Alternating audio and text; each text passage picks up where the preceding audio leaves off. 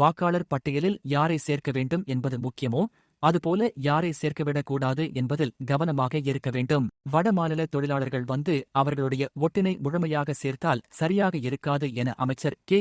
நேரு பேச்சு. அரியலூர் மாவட்ட திமுகவின் BLA 2 PDA ஆய்வுக் கூட்டம் அரியலூர் அருகே உள்ள தனியார் மண்டபத்தில் இன்று நடைபெற்றது. இந்த கூட்டத்தில் நகராட்சி நிர்வாக துறை அமைச்சர் கே. நேரு, போக்குவரத்து மற்றும் மின்சாரத்துறை அமைச்சர் சிவசங்கர் உள்ளிட்டோர் கலந்து கொண்டனர். பின்னர் சர் என்ற வாக்காளர் சிறப்பு திருத்த முகாம்களில் நிர்வாகிகள் எவ்வாறு செயல்பட வேண்டும் என அமைச்சர் கே. நேரு அறிவுரை வழங்கினார். அப்போது அவர் கூறும்போது, வாக்காளர் பட்டியலில் யாரை சேர்க்க வேண்டும் என்பது முக்கியமோ அதுபோல யாரை சேர்க்கவிடக்கூடாது என்பதிலும் கவனமாக இருக்க வேண்டும் எனவும், வடமாநில தொழிலாளர்கள் வந்து அவர்களுடைய ஒட்டினை முழுமையாக சேர்த்தால் சரியாக இருக்காது என கூறினார். மேலும் சிறுபான்மையின ஓட்டுகளும் நமக்கு அதிகமாக உள்ளது, எனவே சிறுபான்மையின வாக்குகளை சேர்ப்பதை தவிர்க்க நாம் விடக்கூடாது என கூறினார். நவம்பர் 4ஆம் தேதியிலிருந்து டிசம்பர் 4ஆம் தேதி வரை 30 நாட்கள் இந்த பணிகளை நாம் பார்த்துவிட்டோம் என்றால் வருகின்ற சட்டமன்ற தேர்தலில் மீண்டும் தமிழ்நாட்டின் முதலமைச்சராக மு.க. ஸ்டாலின் வருவார் என உறுதியாக கூற முடியும் என கூறினார். மேலும்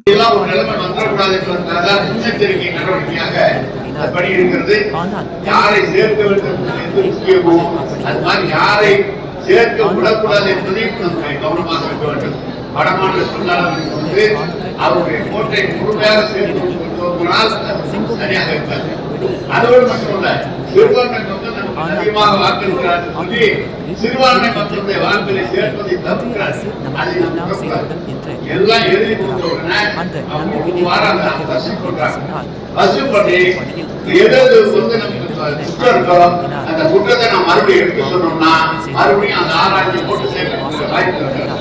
எனவேதான் இந்த பணியை நீங்கள் போனீங்கன்னா ஒன்றிய செயலாளர், நகர செயலாளர், மற்ற இருக்கிற செயலாளர் பெருமக்கள் இந்த BFC-யோடு சேர்ந்து ஒவ்வொருவரும் அந்த பணியை தீவிரமாக பார்க்க வேண்டும். அப்படி பார்த்து அந்த 30 நாட்கள் இந்த வேலையை பார்த்து விடுவோம் என்று சொன்னால் 4ஆம் தேதியிலிருந்து அடுத்த டிசம்பர் 4ஆம் தேதி வரைக்கும் அந்த பணி இருக்கிறது. இதை பார்த்து விடுவோம் என்று சொன்னால் வருகிற தேர்தலில் மீண்டும் தமிழ்நாட்டுடைய முதலமைச்சர் தளபதி என்பதை நாம் நிச்சயமாக உறுதியிட்டுக் கொள்ள முடியும்.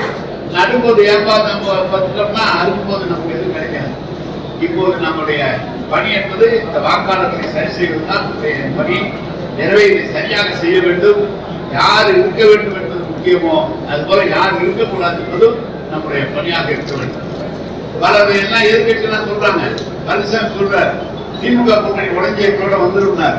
நம்ம கூட்டணி ஒன்றும் உடையாது, அப்படியே இருக்கு. ஆனா அவங்களோட சேர்ந்தவங்க தான் ஒவ்வொருத்தர வெளியே வந்துருக்காங்க. அவங்க எல்லாம் போறான் பாமக எடுத்துக்கொண்டால் அவர்களோட இருக்கிறவர்கள் 2ஆக இருக்கிறது. டிடிவி, OPS, செங்கோட்டையன் போன்றவர்கள் வந்திருக்கிறார்கள்.